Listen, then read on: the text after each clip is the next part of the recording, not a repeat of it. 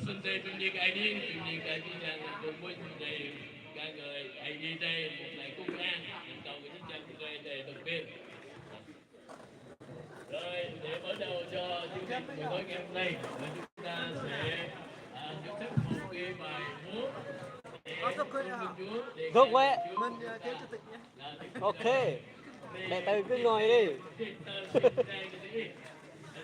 Điểm đi cái ID về kinh ya để liên quan về làm là đúng được. Anh nhớ đôi này gì là mồm nâng cái nhiều chẳng xoang snap chẳng tốt snap chẳng điểm đi cái ID một cái on được bao nhiêu người anh con cái sang ID số kẹ để làm bọc làm đây để tốt xoang.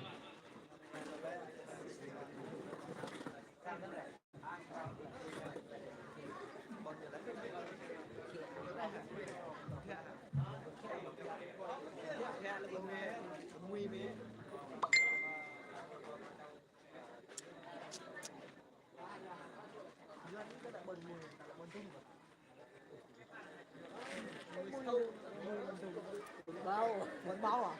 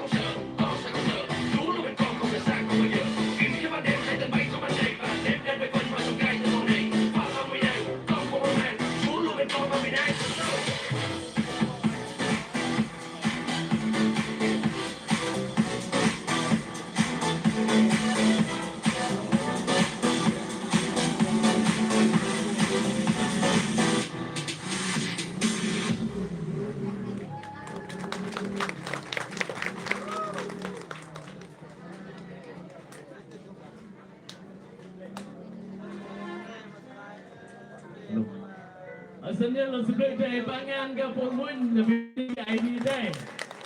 Asan digunai dengan lau ke tajam menau ke kelai tuk sang deng nanti sang ID mundung yang mau dia kelai sak pun piknik ID nanti gunai kelai nanti kau ke sang ID ni jang lepak met kelai tuk sang.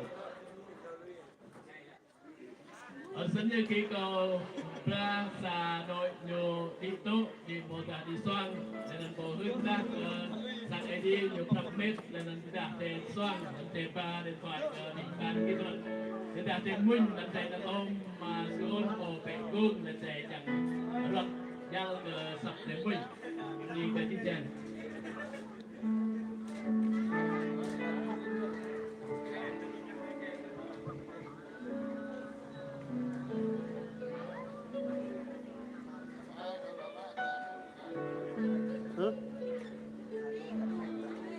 Nào.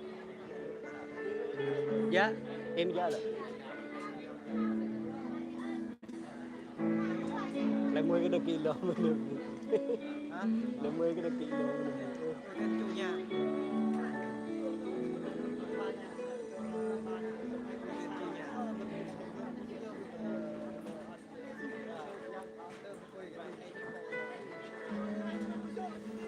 น้ำเพชรได้จะไปแต่เฮ้ยรังโซ่อะไรตัวนี้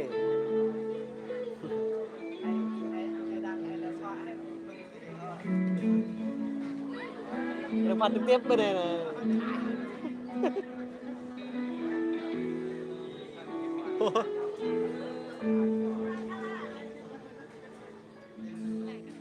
เงินเลย